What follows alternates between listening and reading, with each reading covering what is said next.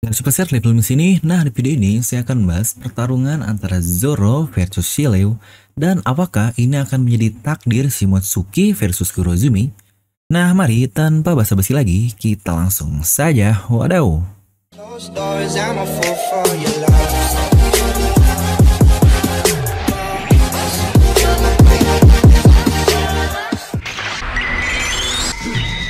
Seperti biasa, sebelum lanjut ke video ini, jangan lupa untuk subscribe dan juga nyalakan bel notifikasinya ya. Karena kalian tidak akan tertinggal informasi menarik hanya di channel Devil Nomi. Dan pastikan juga sebelum kalian komen atau apapun, kalian menonton video ini sampai habis, jadi tidak ada informasi yang miss dan juga yang setengah-setengah. Serta buat kalian juga yang ingin merchandise channel Devil Nomi, kalian bisa langsung klik link di deskripsi video. Oke, akhir-akhir ini lagi cukup rame nih pembahasan tentang klan Kurozumi yang terutama dari nenek tua yang muncul di flashback dari Orochi ini nih, karena untuk animenya baru sampai di situ. Dan memang sejujurnya sempat ramai juga waktu di manga, tapi setelah lihat animenya, akhirnya kita melihat nih wujud dimana ketika si nenek Kurozumi Higurashi berubah menjadi satu karakter tertentu, dimana dari manga saja sebenarnya sudah sangat mirip dengan Shiki. Tapi bahkan di anime dia mempunyai rambut yang sama banget dengan Kenjishi no Shiki ini. Oke lah, ini untuk sedikit preview saja, kita akan bahas dulu dan sedikit mundur ke belakang. Oke, kedua orang tua ini memang diketahui sebagai anggota dari klan Kurozumi. Dan si nenek Higurashi ini menceritakan dahulu nih, keluarga klan Kurozumi ini memang berniat menguasai negeri Wano Kuni, di mana sebelumnya klan dari Kurozumi ini ingin menjadikan dirinya seorang shogun di Wano Kuni ini.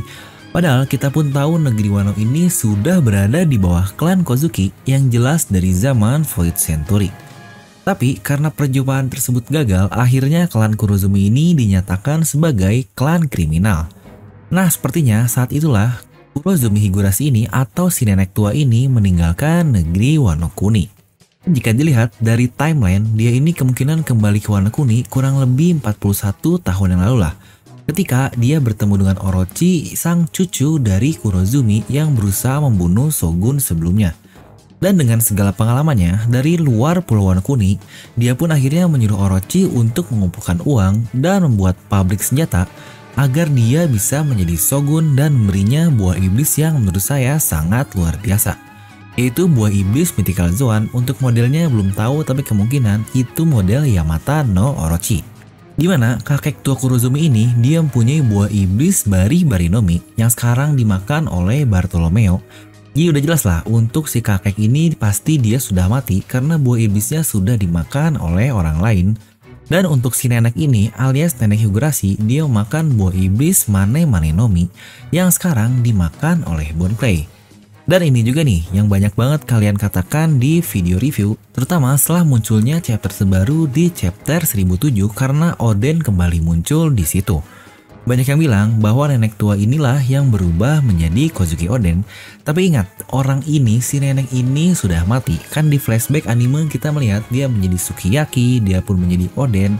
Tapi sekarang dia sudah mati dibunuh oleh Kaido. Karena toh hal paling jelas juga kan sekarang buah iblisnya dimakan oleh Bon Clay. Oke, dari sini clear ya, dia ini sudah mati. Jadi sebenarnya dari kedua kakek dan nenek Kurozumi ini, dimana ketiga buah iblis yang mereka dapatkan ini saja sudah merupakan buah iblis yang cukup dikenal.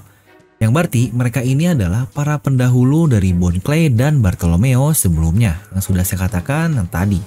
Dan untuk Kurozumi Higurashi, menurut saya dia ini benar-benar hebat, mungkin lebih hebat dari Bon Clay dalam kemampuan menyamarnya. Dia bahkan hebat sekali ketika berubah menjadi Kozuki Oden dan Sukiyaki dalam usaha mempromosikan si bangsat Orochi.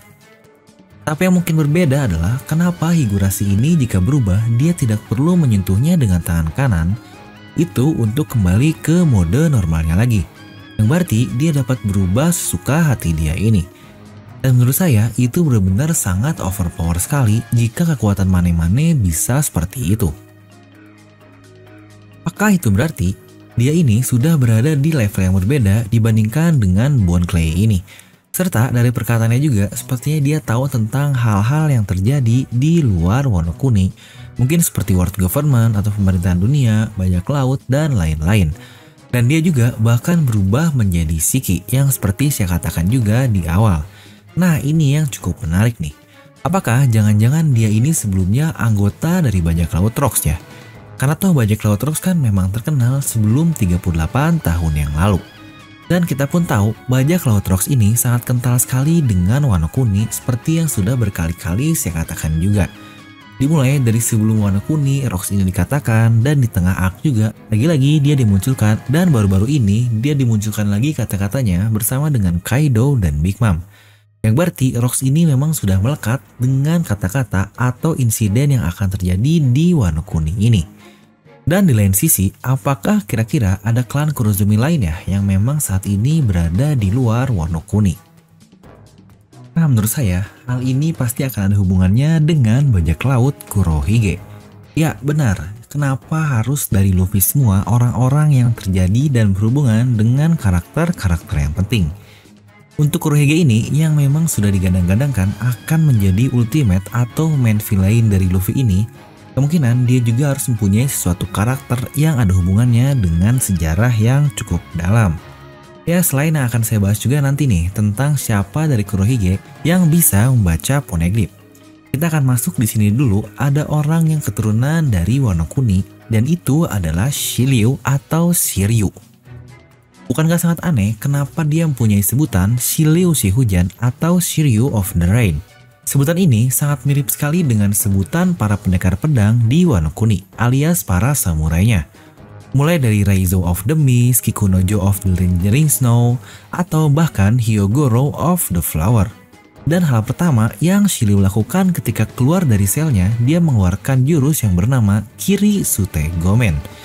Itu pun sering terjadi dan diterjemahkan menjadi sah untuk membunuh seperti yang Shiryu katakan setelah menebas para anak buah Impel Down.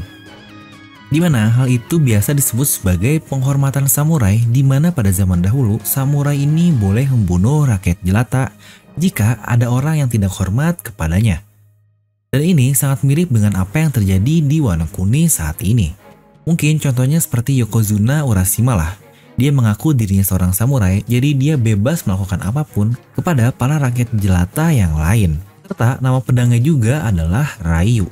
Ryu ini adalah salah satu Meito atau pedang yang terkenal nih. Pedang ini termasuk ke dalam pedang terkutuk juga dengan bentuk yang sangat unik. Ini termasuk ke dalam 21 pedang terbaik sama seperti Enma, Susui, Ame no Habakiri, dan Wado Ichimonji. Jadi pedang Ryu ini yang dipegang Shiryu termasuk pedang yang luar biasa kuat loh. Serta dari pakaian Shiryu ini dia sangat mirip sekali dengan kebudayaan Jepang pada zaman dahulu. Pertama, pakaian para penjajahnya lah, kurang lebih sama dengan setelan dari Shiryu inilah.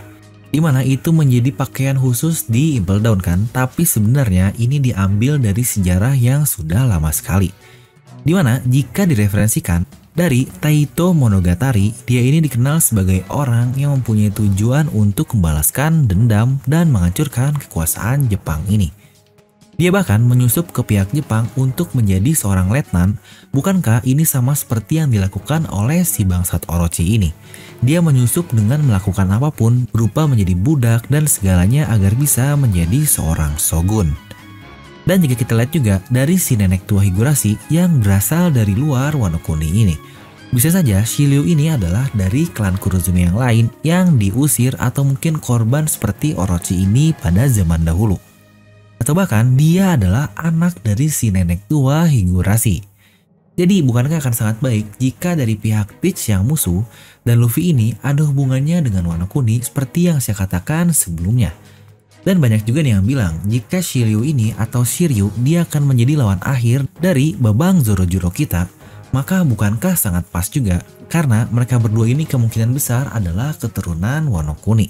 Karena mereka ini ada hubungannya dengan Wano Kuni dan akan bertarung dengan membawa takdirnya masing-masing. Wah, jika memang begitu, alurnya akan sangat mantap sekali dari Oda Sensei ini. Karena bukankah sudah cukup jelas nih, ya walaupun masih samar-samar, tapi Zoro ini kemungkinan besar ada hubungannya dengan Wano Kuni. Mulai dari kata-kata Tsunachi, lalu juga dengan namanya yang hubungannya dengan Shimotsuki, kampung halaman Zoro, dan Wado Ichimonji Zoro pun adalah buatan dari klan Shimotsuki alias Shimotsuki Kozaburo. Dan jika ini benar-benar terjadi, wah ini sih akan luar biasa sekali. Nah, jadi itulah menurut saya tentang klan Kurozumi ini yang kemungkinan besar akan melawan Zoro dan membawa takdir dari Wano Kune ini. Mungkin kalian bisa langsung tuliskan pendapat kalian di kolom komentar di bawah. Dan lagi-lagi seperti biasa, semoga kalian terhibur dengan video ini. Like aja kalau kalian suka, dislike aja kalau nggak suka. Jangan lupa untuk subscribe dan juga share video teman kalian. Gue Devil pamit and I'll see you guys next time.